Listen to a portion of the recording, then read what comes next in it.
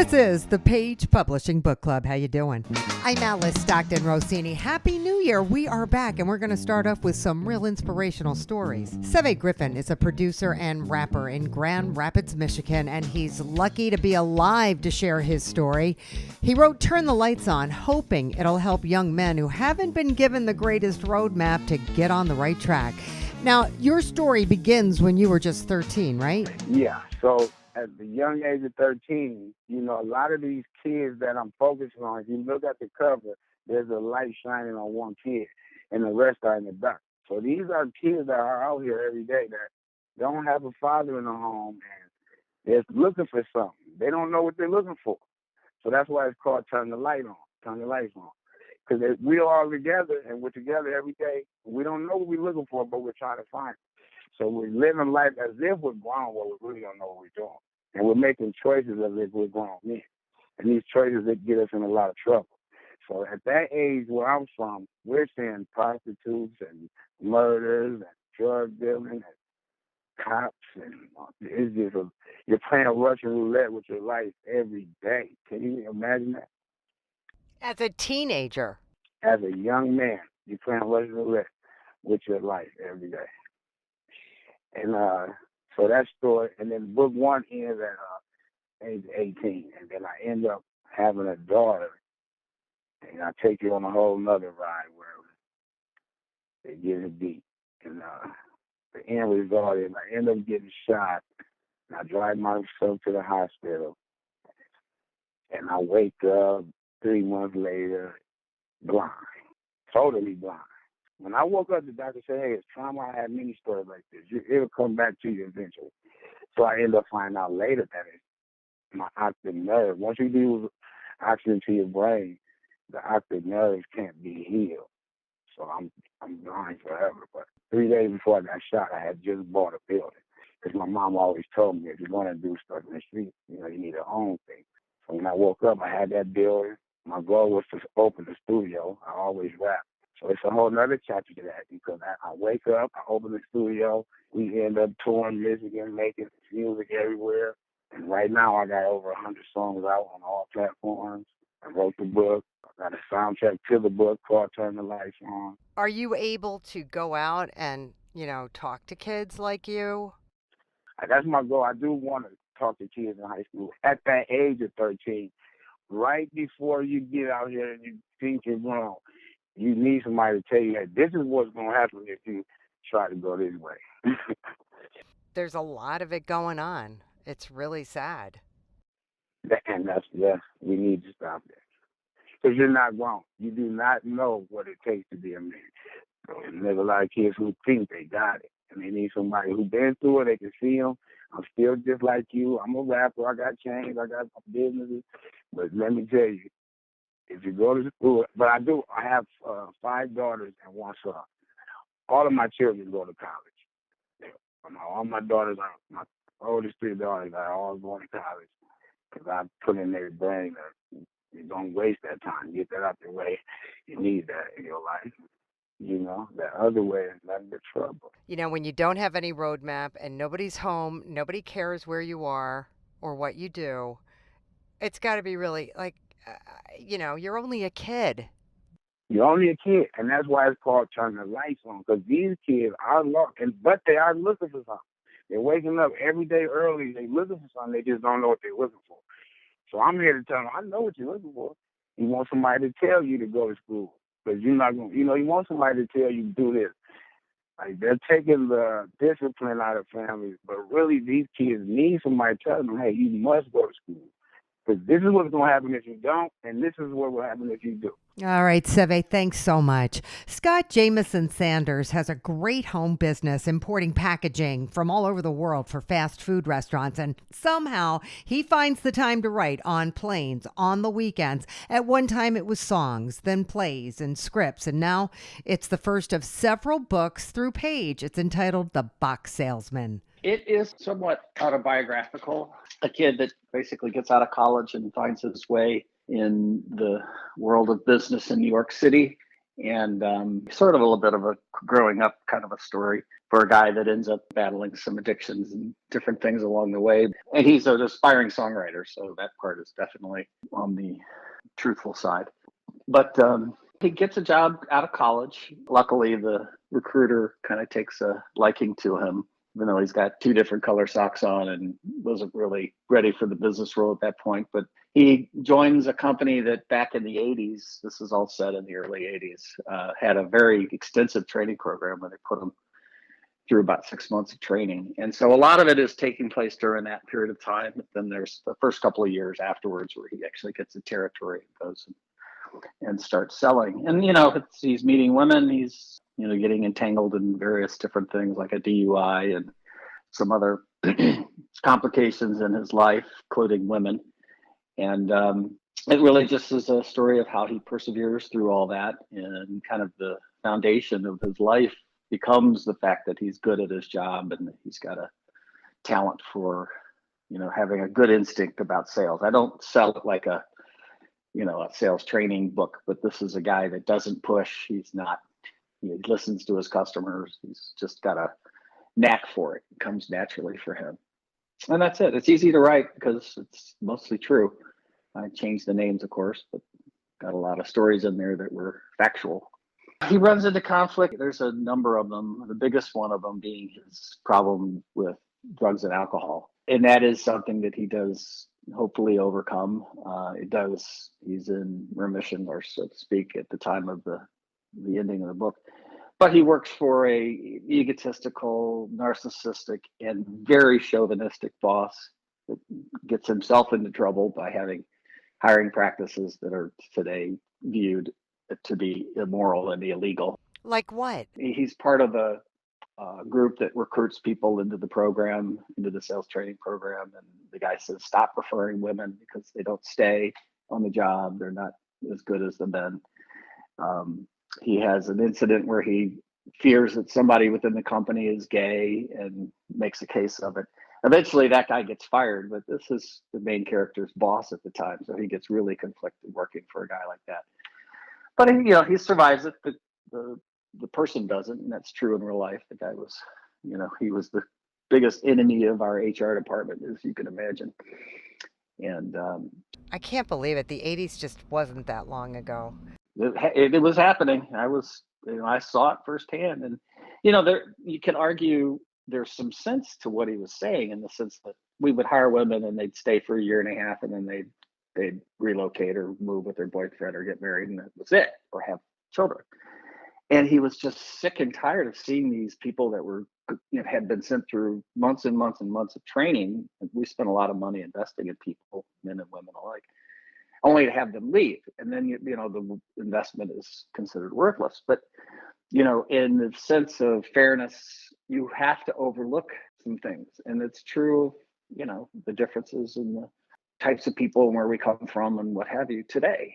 But you have to be fair and you have to overlook it. And there's a big, sentiment in the book of this stuff has changed, is still in need of change. And he has to deal with that as well. But again, the biggest conflicts are he has relationship struggles, and then alcohol dependency that leads to some drug dependency. And that's really where the book kind of reaches its climax, is when that stuff catches up to him. But, like a good company should, Alice, this company supports him through it. And, he's able to keep his job despite having to go to rehab and do things like that. So, yeah, I've gotten some really good reviews on it. Just recently had a woman that has written 2 best-selling books. She read both my first and second book, including this one, The Box Salesman, and said, I was expecting, this to be amateurish, and, she goes, I know you. I just didn't expect it to be so well written and such a good, thoughtful story. And it's a supreme compliment from her, because she is known to be very critical of authors and different things. And she remarkably only found about 3 or 4 mistakes. I'm like, you know what? Every time I reread something that I've written in the past, I find things I want to change every single time. So I kind of try not to do it anymore. Like, it is what it is. It's out there. I can't, even though that period might not be in the right place, or I should have used a comma there. it is what it is, and can't catch everything. No, you can't, but you got a great message, Scott. Thank you. Jeff Medeiros works in construction in Rhode Island, and who knew the creative mind that lurked within? He's been writing for 40 years and finally decided to publish a book of 17 short stories entitled The Midnight Creeps. I keep saying it's horror fiction, and most of it is, but there are 3 stories that were inspired by true events. I wouldn't have those stories if I didn't have those supernatural experiences.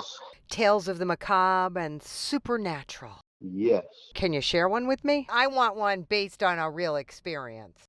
Oh, okay. Well, there was one where someone gave my little sister a doll many years ago, and there was something really creepy about it if you looked at it. And we had left the house that day. The doll was in the house. We went for a ride. We came back at night. This was in the summertime.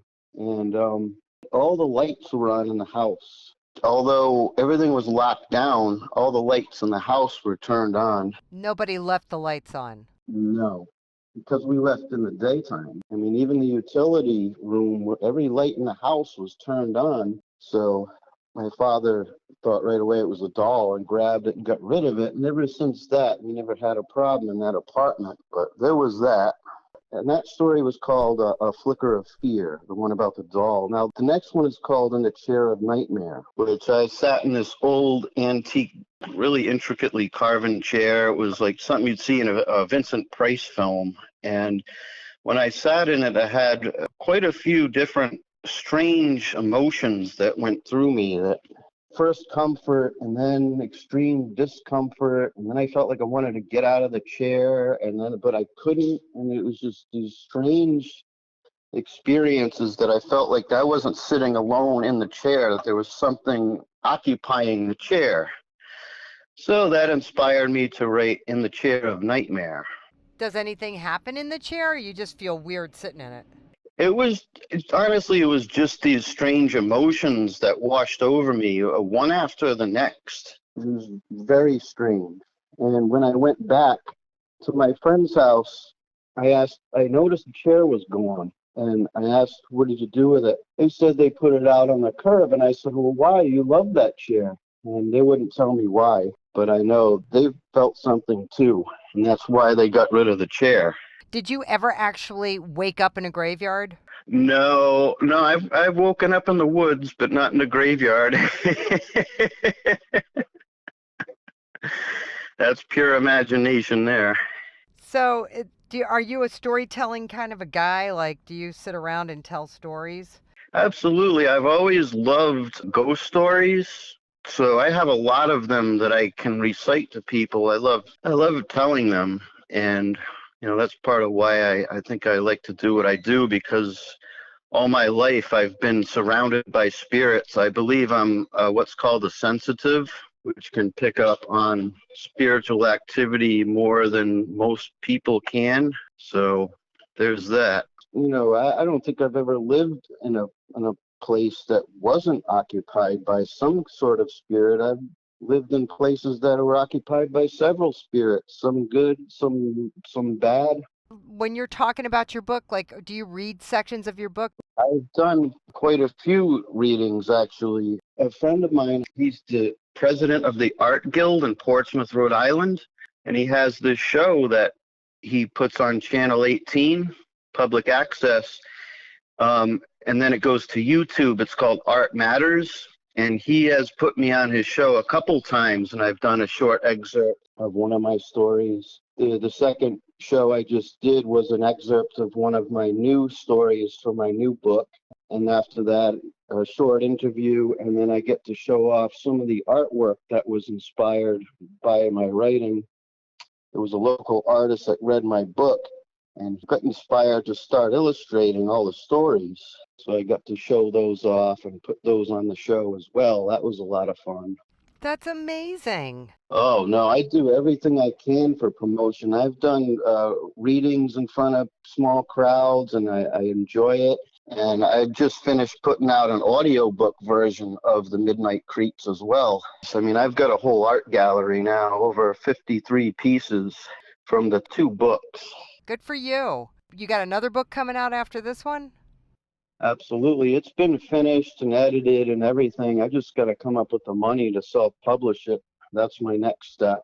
You should publish those the art that's related to it. Eventually, my next step after this is to put out a hard copy version, completely illustrated. There you go. Thanks, Jeff. MJ Bolger started writing when she was 12, but had ideas way before that. And one day, while she was talking to her boss at work, she got the idea for Lady Thief. And it was about the separation between the different social classes and how there's not really much difference if you look too closely. And I just wanted to take a girl that was born into one but lived in another but was forced to interact in the world she left. No matter what we have, we're all the same. We're all basically the same. Yeah. In the beginning, she's about 10 and she loses her parents. Her parents get sick and they die. And the one who comes to basically read the will and take care of the affairs of the estate cheats her out of her home and her inheritance. And he's basically going to sell her to a sweatshop or an orphanage. Who was this executor? Was it a relative? No, it was kind of just like a lawyer type person for the day and age. What day and age was it? Lords and ladies. She is the daughter of a country lord. So she doesn't have to go to the orphanage. She gets the brilliant idea to run away to the city. And along the way, she gets picked up by a merchant and his son, who are also going to the city. And she finds out that they aren't actually merchants, but they are one of the leaders of that city that she's going to. And so when they finally get to the city, she's told them this big story about finding her aunt, and just so she doesn't have to go back in case they're got a notice out looking for her, because she's afraid that they're going to send her back and she doesn't want to go back. And when they get to the city, one of the guards at the gate starts talking to the High Lord, telling him all the gossip that's happened while he's been gone. And the death of her parents come up and the fact that she's missing. Well, she hears this and she sneaks off the wagon that they're on and runs away from them and blends into the crowd. Well, the guard goes after her and there's a big chase. She escapes him. Posters get put up, like wanted posters with a reward to find her. And she thinks she's in a lot of trouble. But the High Lord just wants to make sure she's safe.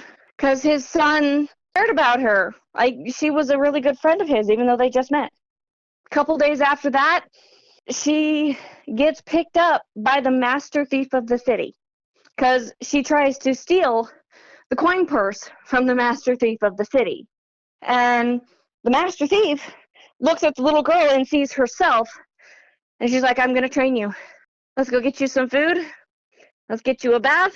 9 years later, the child is her own master thief at the age of 19. That's just the first chapter. What I just told you was that all happened in the first chapter. The second chapter is 9 years later. Okay, so then we follow her on all of her exploits. All of her exploits. Saving her best friend, saving the city, burning the bad guy's house to the ground, killing all of his experiments, and marrying the sheriff of the city. I guess even though this young girl becomes a thief, you're rooting for her, right? Oh yeah, because along the way she rescues the sons, there's 4 of them, of the 4 leaders of the city. She rescues their heirs. And one of them looks at the sheriff, who happens to be one of the heirs, and he basically says, good luck catching that one. She's got the trickster god on her side. Because she literally disappears in the middle of the day. Bright red hair. Like, it is bright red. And she just disappears. Did you have fun writing this or what? Yeah, I did. It only took me like 2 weeks to write it, but it was a really fun 2 weeks.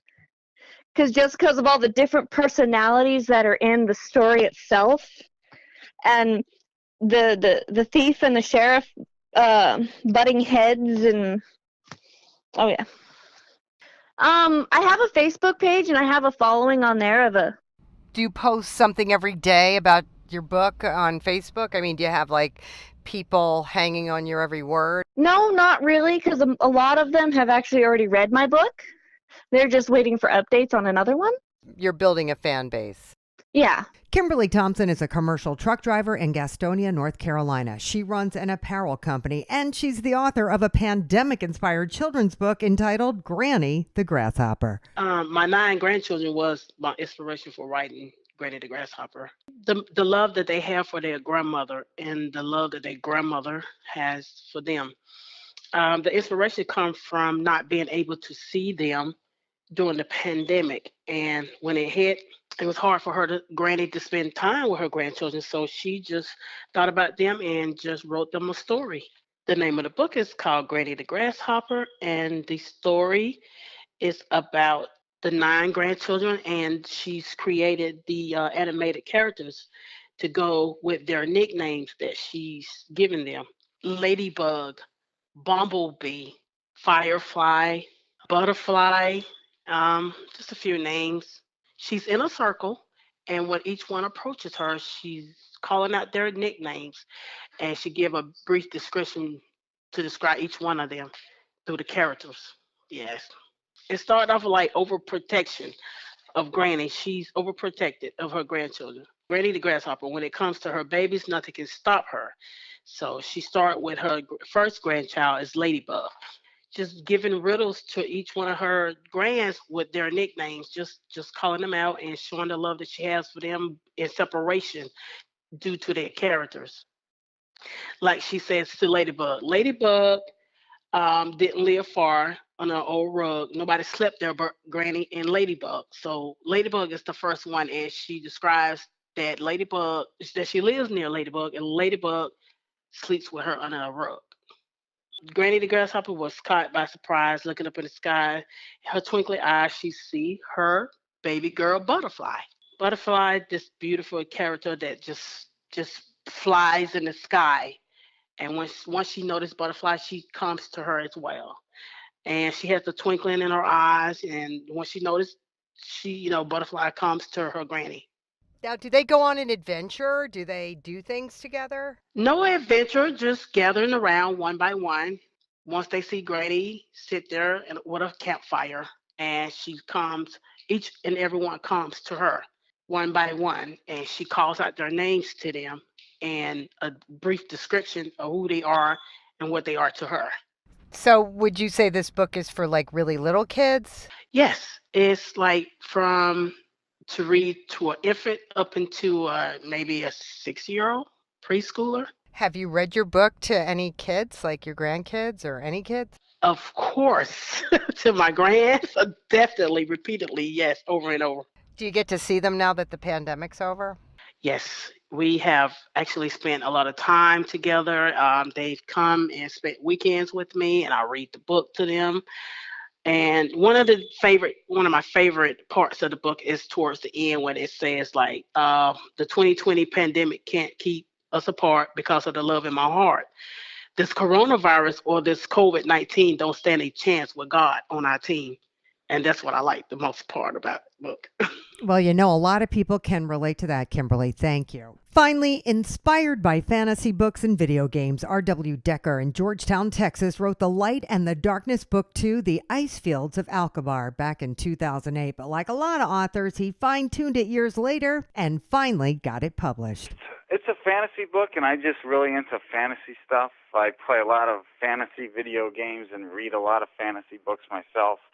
And I was reading all these fantasy books, and I was like, you know what? I bet that would be really fun to actually write one. So I figured, why not just go ahead and give it a try? And so I just sat down and wrote a rough outline real quick, and that's how I got started. It takes place in a world different from our own. It's got a very rich history, but most of their past is forgotten and shrouded in mystery. And there's this gigantic war on a global scale occurring, and the characters from several nations are trying to stop this war, put an end to it. But to do that, they have to figure out the mysteries of the past that are actually influencing this war from happening in the first place. And so they have to go on an epic adventure to explore the past to explore themselves and to figure out a way to put an end to the war. You meet many different characters throughout the land. There are all walks of life. You got a young man from a small town with his friend. He's Darian. He's got a childhood friend, Alora, and they're just from a small town, and they get wrapped up in this war. And then there's other characters, like there's characters from like the actual military that are actually involved in the war. They're trying to find ways to, bring about peace through either warfare or through truces. You got what they call mercenary hunters. They're like bounty hunters. They do jobs for money, whether it's stopping thieves or actually now fighting in the war for hire, which is why they're called mercenary hunters. They're also trying to take part in this war and to put an end to it. They got their own reasons. Some are doing it for a vendetta. Some are doing it for fame, glory, money. What's this black sword that you talk about? That is the impetus that really threw Darian and his friends into the war. They find it in a very mysterious way, and there's a very mysterious aura about it. And that's really what wraps him up into having to go through his journey of discovery and try to find a way to stop the Empire's war that they started. So it has something to do with the sword. It's some kind of power, or? It's actually like a magical sword that they find, and they find that there's kind of actually an evil bent to it. And so really he needs to figure out, what is this sword, where it came from, how do I get rid of this evilness? That may be a question for a lot of us in the new year. Thank you so much, R.W. Decker. Thanks to all of our inspirational authors. And thank you for joining us for the First Page Publishing Book Club of the new year. This is going to be the year. I'm telling you, come on. You know it. You can feel it. You got a book in you.